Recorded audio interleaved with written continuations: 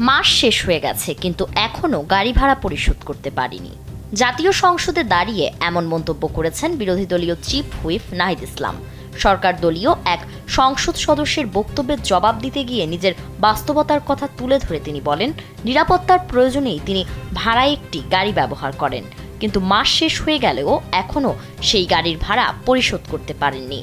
রোববার জাতীয় সংসদে 2026-27 অর্থ বছরের প্রস্তাবিত বাজেটের ওপর সাধারণ আলোচনায় অংশ নিয়ে এসব কথা বলেন নাহিদ ইসলাম।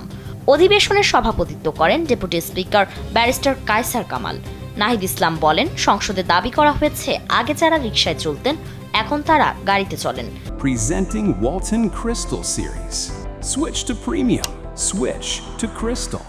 আমি নিরাপত্তার প্রয়োজনে একটি ভাড়া গাড়ি ব্যবহার করি, কিন্তু মাস শেষ হয়ে গেলেও এখনো সেই গাড়ির ভাড়া পরিশোধ করতে পারিনি।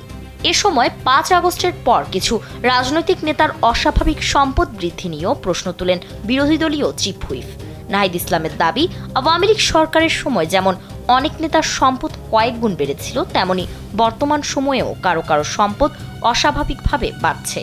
তিনি বলেন, যাদের এক সময় ধান ক্ষেত কিংবা পাট খেতে থাকতে হতো, 5 আগস্টের পর তাদের জীবনযাত্রায় কি পরিবর্তন এসেছে তা স্থানীয় মানুষই সবচেয়ে ভালো জানেন।